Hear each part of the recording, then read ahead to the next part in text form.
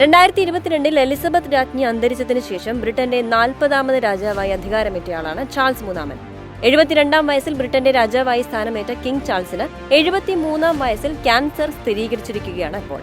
Buckingham കൊട്ടാരം പുറത്തുവിട്ട പ്രസ്താവനയിലാണ് Charles രാജാവ് അസുഖബാധിതനാണെന്ന വിവരം ലോകമറിഞ്ഞത്. ചികിത്സ സംബന്ധിച്ച് ചാൾസ് രാജാവ് പൊതുപരിപാടികൾ മാറ്റിവെക്കുകയാണെന്നും പ്രസ്താവനയിലുണ്ട്. പ്രോസ്റ്റേറ്റ് വീക്കവുമായി ബന്ധപ്പെട്ട് കഴിഞ്ഞ മാസം ചാൾസ് രാജാവ് ചികിത്സ തേടിയിരുന്നു. തുടർന്ന് നടത്തിയ പരിശോധനയിലാണ് ക്യാൻസർ സ്ഥിരീകരിച്ചത്. അടുത്തിടെ ആശുപത്രിയിൽ നടത്തിയ ഓപ്പറേഷനിൽ അദ്ദേഹത്തിന് ക്യാൻസർ ഉണ്ടെന്ന് കണ്ടെത്തി. രാജാവിന്റെ ഈ അസുഖത്തെക്കുറിച്ചുള്ള ആശങ്കയിലാണ് ഇപ്പോൾ ലോകം. നിരവധി ലോക നേതാക്കൾ അദ്ദേഹം വേഗത്തിൽ സുഖം പ്രാപിക്കട്ടെ എന്ന് ആശംസിച്ചു. അതേസമയം ഏതു തരത്തിലുള്ള ക്യാൻസറാണ് രാജാവിനെ ബാധിച്ചിരിക്കുന്നത് എന്ന മുഴുവൻ വിവരം പുറത്തുവന്നിട്ടില്ല. ചാൾസ് രാജാവ് തന്നെ തന്റെ മക്കളായ ഹാരി രാജകുമാരനോടും വില്യം രാജകുമാരനോടും ഈ രോഗത്തെക്കുറിച്ച് പറഞ്ഞിട്ടുണ്ടെന്ന് വിവരവും വരുന്നുണ്ട്.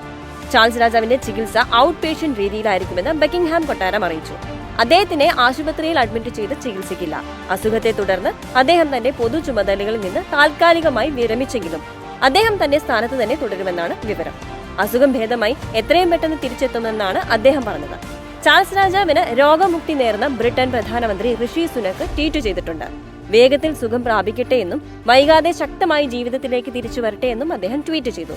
എലിസബത്ത് രാജ്ഞിയുടെ മരണത്തെ തുടർന്നാണ് ചാൾസിനെ രാജാവായി ബക്കിംഗ്ഹാം കൊട്ടാരം പ്രഖ്യാപിച്ചത്. എലിസബത്ത് രാജ്ഞിയുടെ മൂത്ത മകനാണ് ചാൾസ്. രാജ്ഞിയുടെ മരണത്തെ തുടർന്നുള്ള ഔദ്യോഗിക ദുഃഖാചരണം അവസാനിച്ചതിന് പിന്നാലെയാണ് കിരീടധാരണവും ഉണ്ടായിരുന്നത്. ചാൾസ് രാജാവിന്റെ കിരീടധാരണ ചടങ്ങ് ബ്രിട്ടനിൽ വലിയ രീതിയിലായിരുന്നു നടന്നിരുന്നത്. പതിറ്റാണ്ടിനിടയിലെ ഏറ്റവും വലിയ ചടങ്ങിനാണ് അന്ന് രാജ്യം സാക്ഷ്യം വഹിച്ചത്.